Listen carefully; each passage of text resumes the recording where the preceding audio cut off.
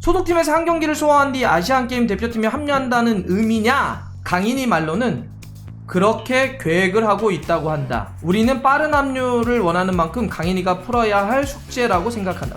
니스 경기를 뛰고 그 다음에 합류를 했으면 한다라고 그렇게 고민하고 있다. 네. 라고 나도 전해 들었다. 그러니까 만약에 지금 파리도 한번 봐요. 바로 주중에 챔피언스리그 시작돼요. 맞아요. 도르트문트 저 홈에서 경기하잖아. 네. 그다음에 바로 주말에 마르세유 경기가 어떤 건지 아시죠? 그다음에 클레르몽 있고 뉴캐슬 또 챔스 있어요. 그러니까 저게 아시안 게임 기간에 다 몰려 있어 저런 경기들이.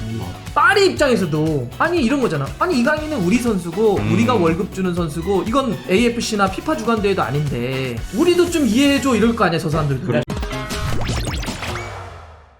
첫 번째 소식으로 이제 A 대표팀 이야기를 좀 드렸는데, 네. 좀 많은 분이 아까 헷갈리셨어요. 아시안 게임 대표팀 네. 황선홍 호도 그제인 지난 4일 창원에서 소집을 했습니다. 자, 아시안 게임 대표팀은 12일까지 창원에서 이제 훈련을 하고 13일부터는 또 파주로 이동을 해서 16일까지 훈련을 이어간다는 계획이고요. 아까 말씀드렸던 것처럼 뭐 서령호, 홍현석은 A 대표팀 차출로 지금 유럽에 있고 이강인 선수가 뭐 아시겠지만 지금 부상으로 제외가 돼 있습니다. 그렇죠. 이렇게 이제 명단이 나와 있네요. 자, 그리고 네, 말씀하세요.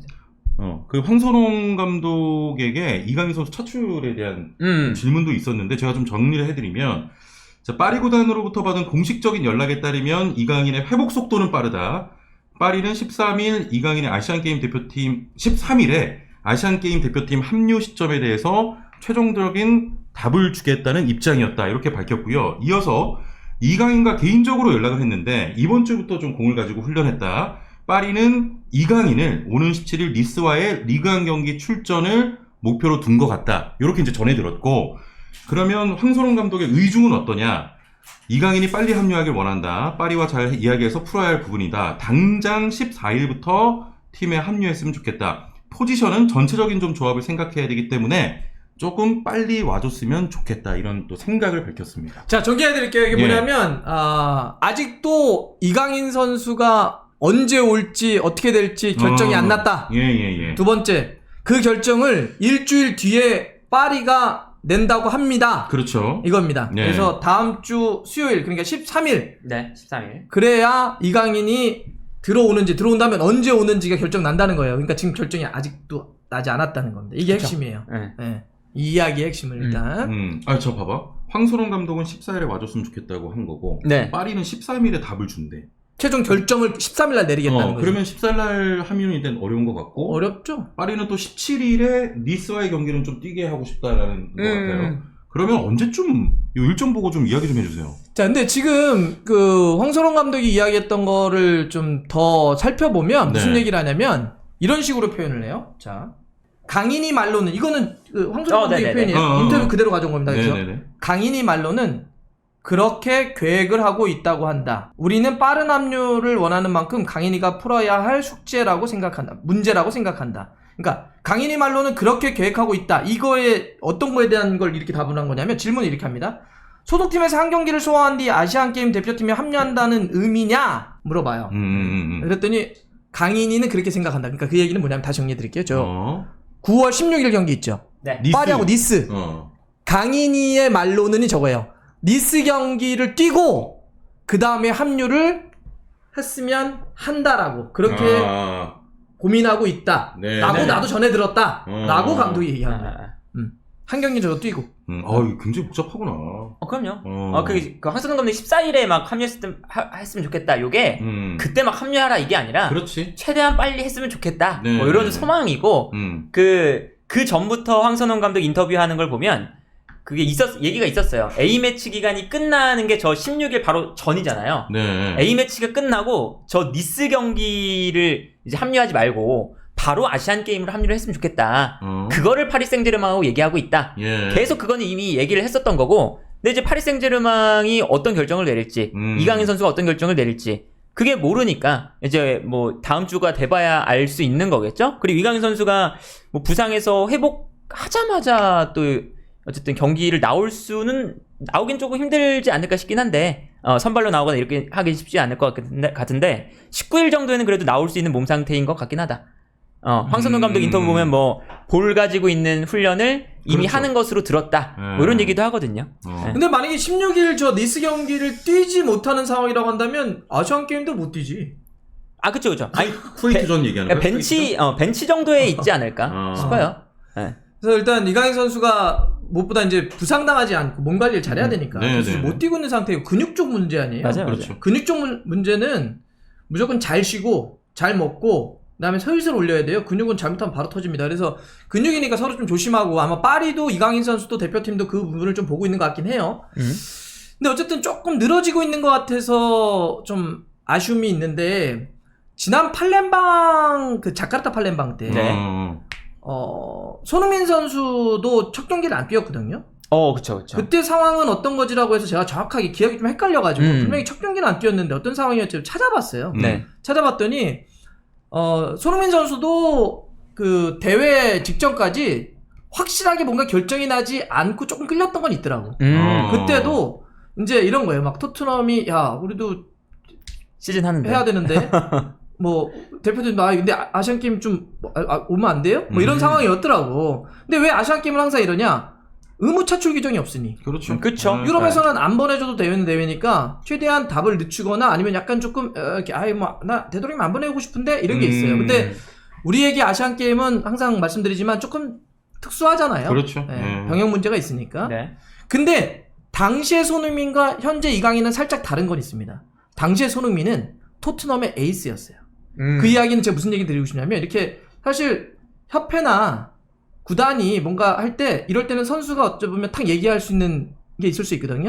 그다음에 그때 아마 당시에 뭐 계약서에 포함했다 이런 얘기도 있습니다. 그때도. 네. 근데 그때는 손흥민 선수가 약간 입김이 클 테야. 어. 팀에서 자기가 얘기를 해도 되는 상황이었어요. 네. 그래서 팀을 설득할 수가 있지.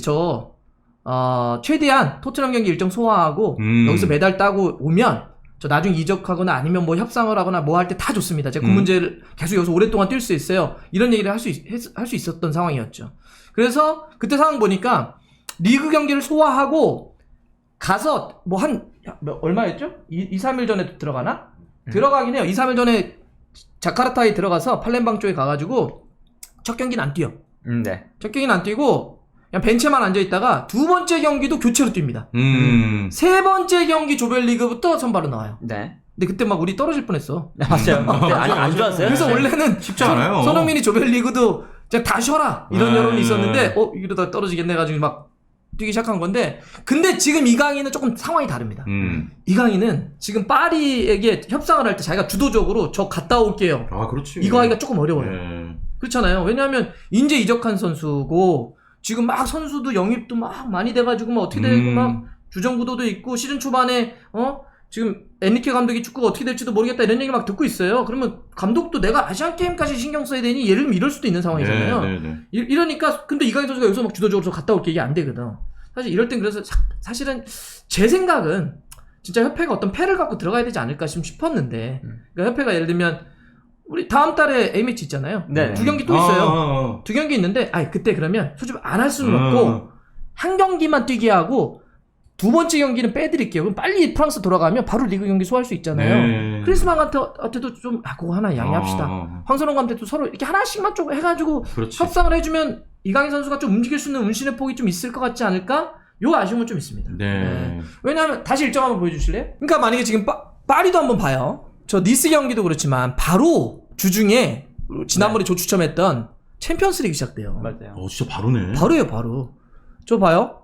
도르트문트 저 홈에서 경기하잖아. 네. 그다음에 바로 주말에 마르세유 경기가 어떤 건지 아시죠? 파리하고 마르세유는 그쵸. 리그왕에서 네. 말도 안 되는 더비입니다. 네. 그다음에 클레르몽 있고 뉴캐슬 또 챔스 있어요. 그러니까 저게 아시안 게임 기간에 다 몰려 있어 저런 경기들이. 중요한 경기가 다 있네. 파리 입장에서도 이런 거잖아. 이강인은 우리 선수고 우리가 월급 주는 선수고 이건 무슨 AFC나 피파 주간 대회도 아닌데 우리도 좀 이해해줘 이럴 거 아니야 저 사람들도. 그렇죠, 파리도. 그렇죠. 예. 그럼 서로가 약간의 양보하는 패를 좀 던지면서 중간에서 협상을 하거나 서로 좋은 윈윈을 찾았으면 좋겠는데 이게 자꾸 끌리니까 예. 그건 좀 아쉽긴 합니다. 네. 그 지난번에 이강인 선수 부상당했을 때 축구협회의 뭐 관계자가 인터뷰한 그 내용이 저 16강 때부터 합류하는 것도 토너먼트부터 얘기를 하고 있다. 예. 라고 그 인터뷰가 한 게 있거든요. 그러면 이제 뭐 사실은 축구협회도 뭐 좀 얘기는 하고 있는 것 같아요. 16강부터 합류 이런 거. 그게 어떻게 보면 좀 가장 현실적인 것 같기도 하고. 그렇죠. 예. 그리고 이강인 선수도 최대한 경기를 뛰고 오는 게 나아요. 그러니까 입지가 지금 리그에서 좀 지금 소화가 파리 낫다. 생제르맹에서의 입지가 사실상 아예 지금 무예요, 무. 그러니까 아직 그 엘리케 감독의 축구가 뭐 보여준 것도 거의 없고 네. 선수들도 막 영입하고 이러다 보니까 확실한 주전도 없고 특히나 이제 미드필더 라인에서는 누가 주전이 될지 누가 자리를 잡을지 이런 게 없어요. 그러니까 이강인 선수도 자리를 지금 완전히 잡은 게 아니기 때문에 그럼요. 네. 최대한 경기를 뛰면서 엘리케한테 뭔가 눈에 띄고 갔다 와서도 이제 기용될 수 있을 만한 그 가능성을 만들어 놓고 나가는 게 낫죠. 네, 그러니까 네. 만약에 이제 이강인 선수가 지금 경기를 거의 안 뛰었잖아요. 거의 안 뛰었는데 이강인 선수가 없을 때 지난 경기부터 뭐 대량 득점이 나오죠. 음바페가 있으니까 계속 이겨요. 막 파리 생제르맹 막 이겨. 4대0 4대0. 경기력이 안 좋아도 이겨요. 근데 갑자기 이강인이 아시안 게임 들어왔다고 해서 이강인 선발. 이러면은 사실은 팀 내에 있는 미드필더들도 그렇고 그렇죠. 이제 불만이 생기니까 예. 섣불리 이거를 주전을 바꿀 수는 없거든요. 그러니까 이강인 선수가 아시안 게임 가기 전에 그래도 튀는 모습이나 내가 조금 괜찮은 선수다라는 걸 보여줘야 예. 엘리케도 이제 갔다 왔을 때 바로 쓸 수 있는 좀 명분도 생기고 그렇지. 그렇지 네. 않을까 싶어요. 그러니까 저 일정을 한 번만 다시 보여주실래요? 그러니까 이게 저는 이런 생각이 좀 들더라고요. 그러니까 만약에 저 니스 경기에 뭐 바로 선발일지 모르겠습니다. 근데 이제 복귀전을 오래간만에 하는 거잖아요. 그러면 아무래도 뭐 풀타임은 무조건 아닐 것 같아요. 그쵸. 선발이건 네네. 뭐 교체건 간에 풀타임 뛰진 않을 건데. 그러니까 지금은 이런 거잖아요. 상황 자체가 조금 뭐 황선홍 감독이나 대표팀, 아시안게임 대표팀도 급하니까 빨리 전체 명단 한번 보여주실래요? 전체 명단이 어떤 게 있냐면 저 미드필더 한번 보세요. 이강인 선수와 같은 스타일의 선수가 없어요. 네. 자, 고영준 세컨에서 굉장히 공격적으로 그렇죠. 빠르고 슈팅 잘 때리는 선수죠. 백승호도 요즘은 약간 삼선 쪽에서 조율하죠. 주장이기도 하고. 송민규 왼쪽이죠. 엄원상 오른쪽에서 윙이죠. 정우영 선수는 많이 뛰는 네, 네. 그래서 맞아요. 공간을 만드는 선수죠. 정우영 선수는 전술적인 키입니다. 광주에서도. 네네. 그다음에 조영욱 선수는 뭐 공격적 쓸 수 있는 측면이건 위건 다 쓸 수 있어요. 홍현석 선수도 좀 스타일이 좀 다르죠. 네. 박지성이 어떤 활동량을 가지고 계속 왼발을 잘 쓰면서 하는 선수인데 이강인 선수와 같은 플레이메이커가 없어요. 비슷한 선수가 대체할 네. 수 있는 선수가 없어. 그 존재감도 그렇고 실력도 그렇고. 그러니까 좀 빨리 와달라라고 하는 건 이해는 돼요. 이해는 돼. 나 이해는 돼. 내가 감독이어도 그렇지. 좀 그거는- 맞아. 이해는 충분히 되지. 해줘. 이거는 내 이해는 되는데 예. 다시 일정으로 가보면 이게 아니 근데 그런 것 때문에 바로 와가지고 저 쿠웨이트 경기부터 뛰긴다. 네. 그것도 많은 시간을. 그리고 이 아시안 게임은요, 여러분들 그거 아십니까? 아시안 게임이라고 하는 기간이 짧아요. 그쵸. 한 그쵸, 2주, 3주 정도. 맞아요. 2주 정도 되죠. 2주, 예, 2주. 얼마 안 돼요. 그래서 축구 경기는 더 먼저 시작합니다. 그렇죠. 아시안 게임 개막식 전에 첫 경기를 치러요. 왜냐하면 그렇죠. 이 기간 너무 짧으니까 먼저 시작을 해요. 네. 그럼에도 불구하고 어쨌든 대회 맞춰야 되니까 여러분들 경기 한번 좀 보실래요? 간격? 쿠웨이트 경기 끝나고 두 번째 경기 태국과 이틀 쉽니다. 바레인 3일 쉽니다. 16강 가면 또 3일 쉽니다. 이런 식으로 8강, 4강 결승까지 2, 3일 간격으로 경기를 계속해요. 네. 그렇죠. 그러면 지금 한 달 쉬었나요? 이강인 선수가? 거의 이제 이번 주가 한 3주 차죠. 그렇죠? 네. 그럼 한 달 정도 쉬고 온 선수에게 이 일정 어쨌든 다 못 뛰게 하잖아. 못 뛸 거 아니에요, 진짜. 이거 뛰면 큰일 나요. 네. 그러면 저럴 거면 그냥 조별리그 정도 빼주고 가도 된다고 봐. 그게 몸 좀 상태를 놓고 현실이라고 보더라도. 예. 예. 자, 과연 어떻게 될지 일단은 파리 생제르맹은 13일에 일단 뭐 결정을 좀 내려주겠다라고 했으니까 네. 그때 또 관련해서 이야기 좀 나눠보도록 하죠. 사실 뭐 그래도 없어도 올라가야죠. 조별리그는 올라가야지 그렇지. 사실. 조별리그는 사실. 네. 그리고 가야지. 사실 없어도 토너먼트도 가능하다 봐요. 이게 아시안 게임에 집중하는 나라가 우리밖에 없기 때문에. 그렇긴 한데 또 저번 대회 그래서 보면 또 지난 대회 때 좀 그런 게 막 있더라고. 까딱까딱한 경우도 아니 있어요. 지난 대회가 그때도 그게 있었어요. 전술 리스크가 많았어요. 그래서 그때 경기력이 되게 안 좋았고 네. 선수단에 비해 경기력이 안 나와서 그때도 약간 비슷한 분위기였어요. 뭐 아무튼 한의조 뭐. 때문에 올라가긴 했지. 그쵸. 예, 예. 그때는 이제 체급으로 막 찍어 누른 거거든요. 네. 이번에도 그게 돼요. 연장전 가가지고 PK를 이기고 맞아요. 맞아요. 네. 자, 좋습니다. 이렇게 좀 정리해보고